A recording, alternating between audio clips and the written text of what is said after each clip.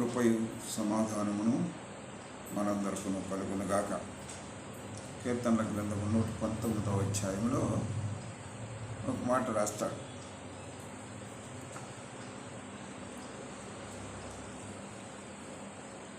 పద్దెనిమిదవ వచనం 119వ అధ్యాయము 18వ వచనములో ఇలాగంటాడు, నేను నీ ధర్మశాస్త్రమునందు ఆశ్చర్యకరమైన సంగతులను చూచునట్లు నా కన్నులను తెరువు. నీ ధర్మశాస్త్రమునందు ఆశ్చర్యమైన సంగతులను చూచునట్లు నా కన్నులను తెరువు. ఇక్కడ ఆత్మనేత్రము, లోకనేత్రము రెండు రకాలుగా ఉంటుందన్నమాట. అందుచేత దేవుడు ఏమంటున్నాడంటే, దావీదు దేవుణ్ణి అడుగుతూ ఉన్నాడు, నీ ధర్మశాస్త్రములో ఉన్నటువంటి ఆశ్చర్యకరమైనటువంటి సంగతులను చూచేలాగా నా ఆత్మనేత్రాన్ని తెరువుము అంటాడు. వాక్యంలోకి వెళ్ళిపోదాం. అంశము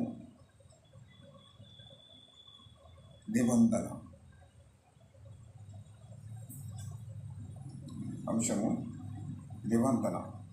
హెబ్రీయులకు రాసిన పత్రిక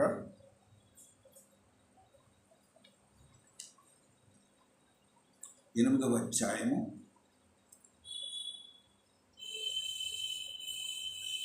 8వ వచనం నుండి 10వ వచనములు. అయితే ఆయన అపేక్షించి వారితో ఇలాగూ చెప్పుచున్నాడు, ప్రభువు ఇట్లనెను, ఇదిగో ఒక కాలము వచ్చుచున్నది, అప్పటిలో ఇశ్రాయేలు ఇంటి వారితోనూ యూదా ఇంటి వారితోనూ నేను క్రొత్త నిబంధన చేయను. అది నేను ఐగుప్తు దేశములో నుండి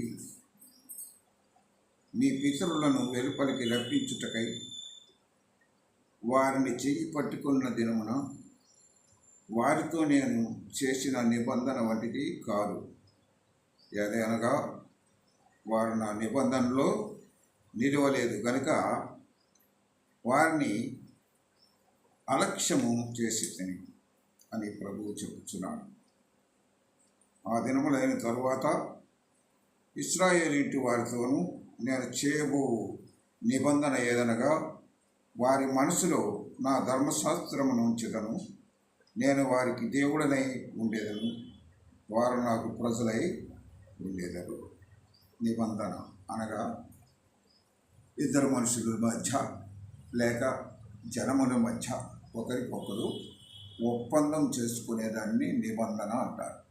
అది నెరవేర్చబడే వరకు వారి ఒప్పందం నడుస్తూ ఉంటుందన్నమాట.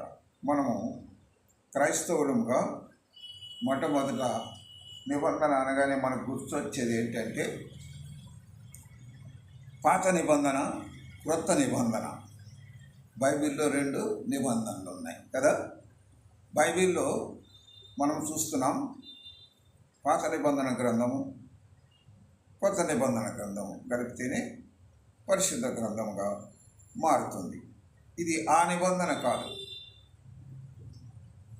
దాన్ని మనం ఏమంటామంటే ఇంగ్లీష్లో టెస్టమెంట్ అంటాం. ఇది టెస్టమెంట్ కాదు, ఇదేంటిది? కవనెంట్. ఈ నిబంధనని కవనెంట్ అంటారు ఇంగ్లీష్లో. కాబట్టి ఆ నిబంధన దేవుడు మనుషులతో చేశాడు. అలాంటి నిబంధనని ఎలా చేయాలి అని మనం ఆలోచించినప్పుడు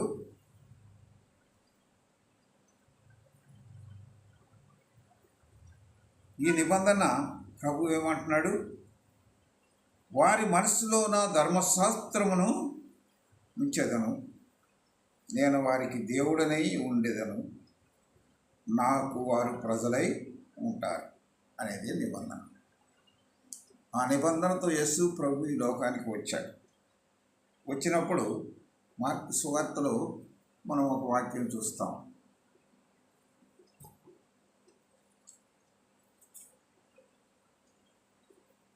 14వ అధ్యాయము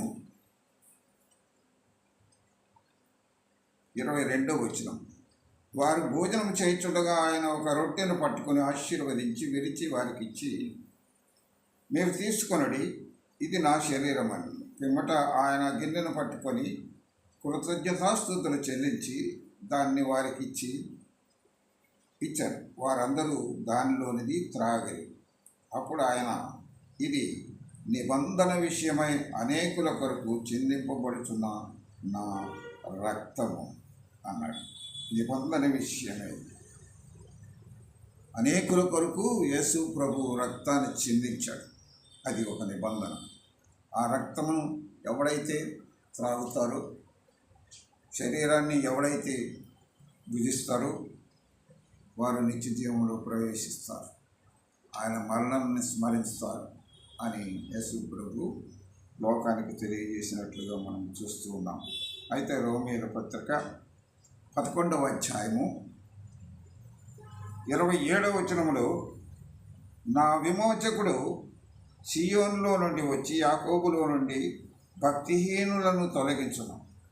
నేను వారి పాపములను పరిహరించినప్పుడు నా వలన వారికి కలుగు నిబంధన ఇదియే అని వ్రాయబడినట్లు ఇశ్రాయేలీలందరూ రక్షింపబడుదురు. ఇశ్రాయేలీలనగా యాకోబు సంతానముని ఇశ్రాయేలీలు అన్నారు. ఆ ఇశ్రాయేలీలందరినీ, ఎవడైనాను పాపం చేసిన వాడైనాను యేసు రక్తంలో కడుగబడితే,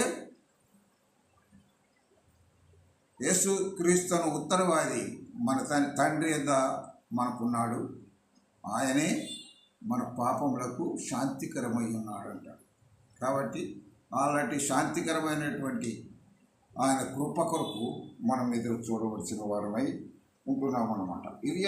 ఇర్మియా గ్రంథంలో ఏమంటాడంటే 31వ అధ్యాయము 31వ వచనం, ఇదిగో నేను ఇశ్రాయేలు వారితోనూ యూదా వారితోనూ కొత్త నిబంధన చేయదు, దినము వచ్చుచున్నది అన్నాడు.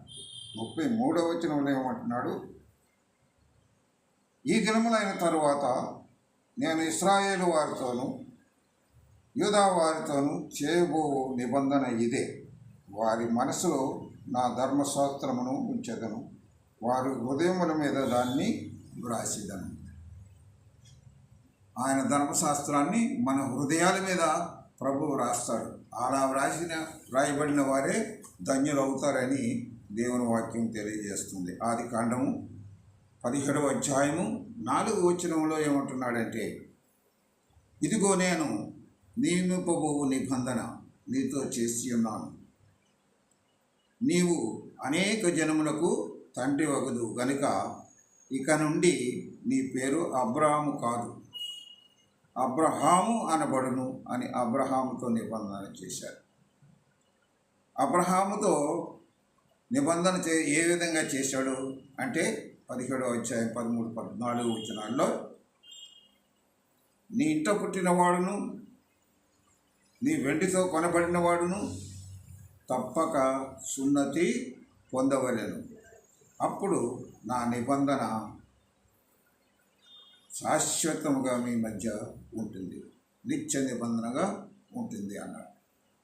అది పాత నిబంధన కాలంలో యెహోవాగా ప్రత్యక్షమైనటువంటి దేవుడు అబ్రహాముని పిలిచాడు.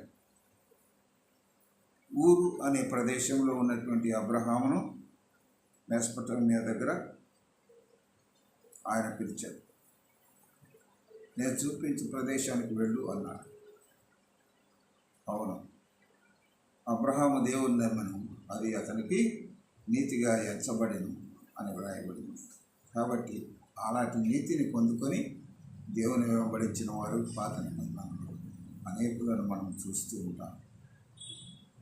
ఈ వాక్యం ద్వారా దేవుడు మనకు తెలియజేస్తుంది ఏంటంటే, ఆ కాలంలో దేవుడు అబ్రహామును పిలిచినప్పుడు వాళ్ళని క్రైస్తవులు అనలేదు. అబ్రహాము హెబ్రీయుల దేవుడు అని పిలుచుకున్నారు. అయితే యేసు ప్రభు ఈ లోకానికి వచ్చినప్పుడు మొట్టమొదట అంత్యోకయలో శిష్యులు క్రైస్తవులు అనబడి అని పౌలు గారు రాశారు. అంత్యోకయలో శిష్యులు క్రైస్తవులు అనబడి అప్పటి నుండి మనమందరము కూడా క్రైస్తవులుగా పిలువబడుతున్నాం. ఎందుకంటే క్రీస్తు మన కొరకు రక్తాన్ని చిందించి నూతన నిబంధనను ఆయన స్థిరపరిచాడు. అటు నూతన నిబంధనలు మనం సాగుతున్నాం కనుక మనం క్రైస్తవులముగా పిలువబడుతున్నాం. ఈ వాక్యం ద్వారా దేవుడు మన వెనుకల్లో ఆశీర్వదించి నడిపించునుగాక. ఆమేన్.